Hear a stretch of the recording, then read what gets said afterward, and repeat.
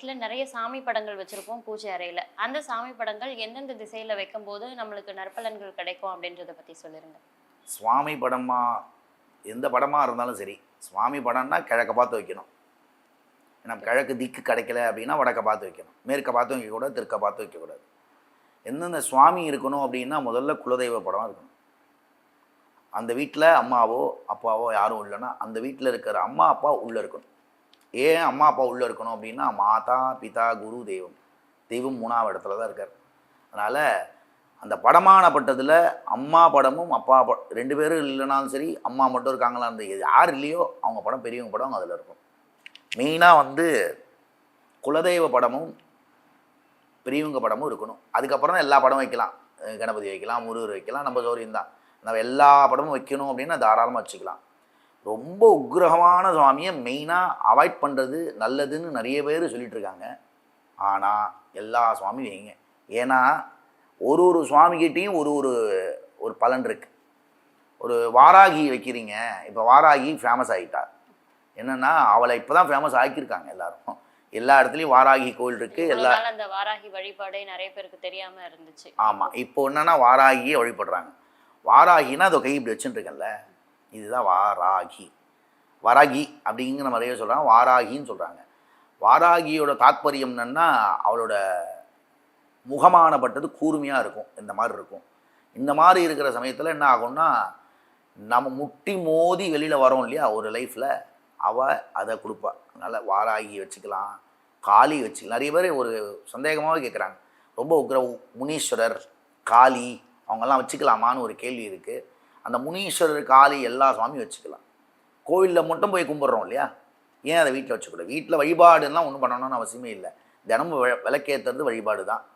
நம்ம சாப்பிட்ற சாப்பாடை சாப்பிட்றதுக்கு முன்னாடி சுவாமிக்கு படைச்சிட்டு சாப்பிட்லாம்.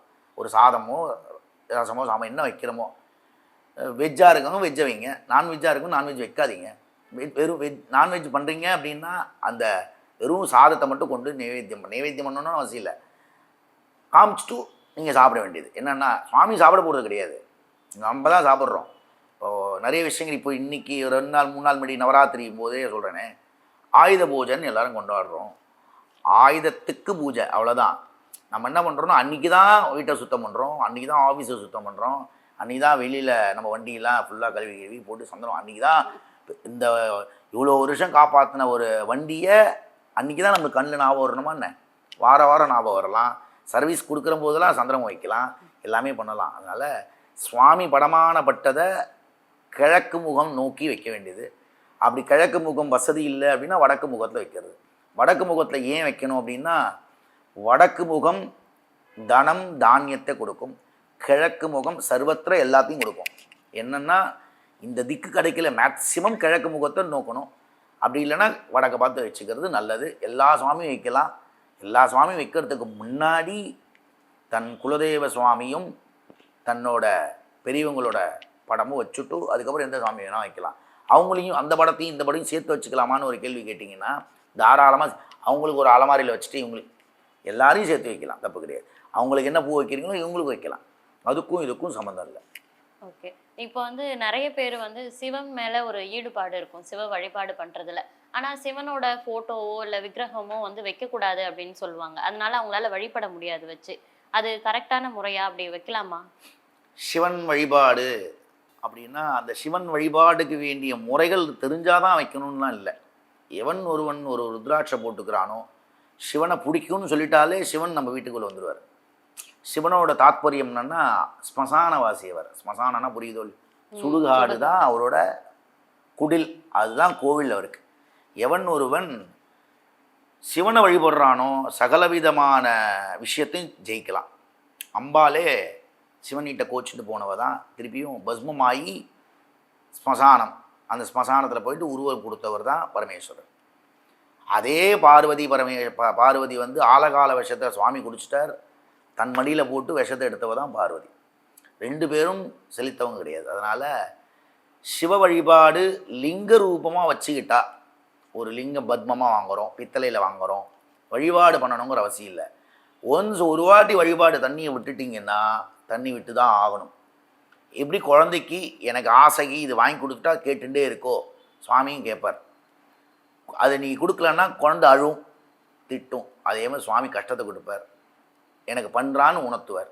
அப்புறம் தான் 10 ஜோசியர்கிட்ட போய் கேள்விகள்லாம் கேட்டுட்டு எனக்கு எதனால் இந்த பிரச்சனை வந்தது, எதனால் இது, அவங்கெல்லாம் என்ன சொன்னால் சனி தசை நடக்குது, ராகு தசை நடக்குது, இந்த கட்டத்தில் இப்படி இருக்குதுன்னு சொல்லிவிட்டு ஒரு பரிகாரம் அப்படிங்கிற ஒரு விஷயம் நடக்கும். அதனால் சிவனை வழிபடணும் அப்படின்னா சுவாமி வச்சுங்கோ, சுவாமி ரூமில் வச்சுங்க விக்கிரகமாக.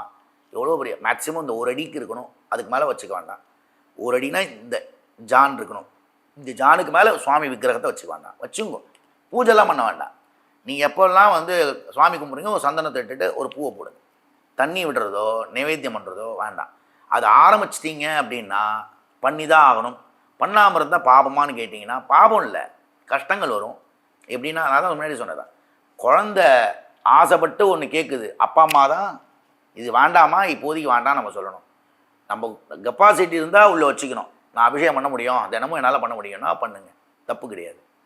பண்ண முடியாது, நான் வாங்கி வச்சுக்கலாமா, எனக்கு ஆசையாக இருக்குது, நான் சிவன் பக்தன் அப்படின்னா வாங்கி வச்சுங்க. அவர் அப்படியே தினமும் தரிசனம் பண்ணிங்க, அவருக்கு எதுவும் பண்ண வேண்டாம், அவர் அப்படியே இருக்கட்டும். இது விசேஷம். இப்போது நிறைய கடவுள் நம்பிக்கை இருக்கக்கூடியவங்க வந்து பூஜை அறையை தாண்டி வால் பெயிண்டிங்காகவுமே வந்து நிறைய கடவுள் படங்களை மாட்டி வச்சுருப்பாங்க மாடர்ன் ஆர்ட்டாக. அந்த மாதிரி பண்ணலாமா? அது சரியான முறையா? சுவாமியை வந்து ஷோகேஷ் ஆக்கிறது தப்பு இல்லையா? ஒரு சிவன் ஸ்டிக்கர் இருக்குது, அந்த சிவன் ஸ்டிக்கரை செவுத்தில் ஒட்டுறோம் சரியா? அந்த செவுத்தில் ஒட்டிட்டா அங்கே என்னென்னலாம் நடக்கக்கூடாதோ எல்லாம் நடக்கும். ஹஸ்பண்ட் அண்ட் ஒய்ஃப் பக்கத்தில் உட்காந்துப்பீங்க, பக்கத்தில் உட்காந்து என்ன நடக்கணும் உங்களுக்கும் தெரியும் இல்லையா? அதனால் ஒரு சுவாமி ரூம்னு எதுக்கு விதிச்சிட்டாங்க அப்படின்னா, அந்த ரூம் அந்த சாமிக்கு மட்டும்தான் இருக்கும், கதவை லாக் பண்ண போகிறாங்க. இப்போ இந்த சாதா ஒரு சின்ன ஃப்ளாட்டில் தரை போட்டு வச்சுருப்பாங்க, இல்லை ஒரு கதவு இருக்கும். ஆக்சுவலாக அந்த மாதிரி ஒரு ஸ்டிக்கர்லாம் ஒட்டுறதை அவாய்ட் பண்ணலாம், அவாய்ட் பண்ணுறது நல்லது. அதனால் பலனா கெட்டதான்னு கேட்டிங்கன்னா ரெண்டுமே கிடையாது. இப்போது ஆபரணங்கள் போடுறாங்க, ஜுவல்ஸ் எல்லாம் போடுறாங்க, அந்த ஜுவல்ஸில் வந்து லக்ஷ்மி படம் வர மாதிரி, நெக்லஸில் கம்மல்லாம் வந்து இந்த சாமி படங்கள் வர மாதிரி போடுறாங்களே, அந்த மாதிரி நம்ம அணியலாமா? அதெல்லாம் யூஸ் பண்ணிக்கலாம். எப்படின்னா அம்பாலை நான் தான் சொன்னேன், மாங்கல்யம் தந்துனானேன்னு ஒரு அர்த்தமே கொடுத்தேன். அந்த திருமங்கல்லையுமே அம்பாள் தானே, திருமங்கல்லையுமே அதானே. அதனால் அதை பர்மனெண்ட்டாக நீங்கள் போட்டுக்க முடியாது. இப்போது ஒரு 40 பவுன் சன நகை வச்சுருந்தா 40 பவுனும் போட்டு நீங்கள் வெளில போக முடியுமா? முடியாது இல்லையா? அந்த சமயத்துக்கு யூஸ் பண்ணிக்கிறாங்க. அதனால் அதெல்லாம் போட்டுக்கலாம். வைக்கிற இடம், இவன் சப்போஸ் கைட்டி வைக்கிற இடம் நல்ல இடமா பார்த்துக்கணும். நம்ம வைக்கிற அதான் ஒரு சுவாமி போட்டு ஒரு மகாலட்சுமியோ ஏதோ ஒரு டாலரை போட்டு ஒரு அங்கியோ ஏதோ இருந்தது, இல்லை பெருசாக ஒரு சிவன், இப்போ நிறைய பேர் நீங்கள் சொல்கிற மாதிரி சிவன் கூட ஒரு ஸ்டைலிஷாக போட்டுக்கிறாங்க. அதெல்லாம் போட்டுங்க, தப்பு கிடையாது. அதை போட்டுக்கிட்டு கைட்டி வைக்கிற இடம் கரெக்டாக பார்த்துங்க. பெட்ரூம்லேயோ அதெல்லாம் வைக்காமல் அதுக்குன்னு ஒரு டப்பா வச்சுங்க, உள்ளே போடும், எடுத்து போட்டுக்கலாம், தப்பு கிடையாது. அதனால் ஒன்றும் பிரச்சனை இல்லை. இப்போது பூஜை ரூமில் பார்த்தீங்கன்னா நிறைய படங்கள் வச்சுருப்பாங்க. அவங்களுக்கு எது இஷ்ட தெய்வமோ குலதெய்வமோ நிறைய படம் வச்சுருப்பாங்க. ஆனால் எல்லார் வீட்லேயுமே கட்டாயமாக இந்த படம் கண்டிப்பாக இருக்கணும் அப்படின்னா அது எந்த சாமி படம் அப்படின்றத பற்றி சொல்லிடுங்க. எல்லார் வீட்லேயும் கட்டாயமாக இருக்கணும்னு எந்த படமும் சொல்லலை. கட்டாயமாக இருக்கணும், அவங்க குலதெய்வ படம் இருக்கணும். அது உக்ரமான சாமியாக இருந்தாலும் சரி, சாந்த ஸ்வரூபி சாமியாக இருந்தாலும் சரி, கட்டாயம் 200% இருக்கணும்னா குலதெய்வ படம் இருக்கணும். இஷ்ட தெய்வ படம் இருக்கலாம். இஷ்ட தெய்வங்கிறது நம்மளுக்கு பிடிச்ச தெய்வம். இந்த பிடிச்ச தெய்வங்கிறது நம்மளை அட்ராக்ட் பண்ணி அந்த சுவாமி நம்மளுக்கு ஏதோ நல்லது பண்ணதுனால அவரை இஷ்ட தெய்வங்கிறோம். சில பேருக்கு ஐயப்பனை பிடிக்கும், சில பேர் முருகன் இப்போ நிறைய ஃபேமஸ் ஆகிட்டு இருக்காரு. இப்போ தான் அந்த மனுஷனுக்கு இப்போ தான் ஃபேமஸே இருக்குது. ஏன்னா முருகனானப்பட்டவனே இன்றைக்கி தான் டேட்டு கொட்டிக்கிறான். ஓகே, டேட்டுங்கிறது எப்படி போட்டுக்கணுன்னா, நான் கூட போட்டிருக்கேன். என் கையில் பார்த்தீங்கன்னா சூலம் போட்டிருப்பேன், பாலான்னு போட்டிருப்பேன்.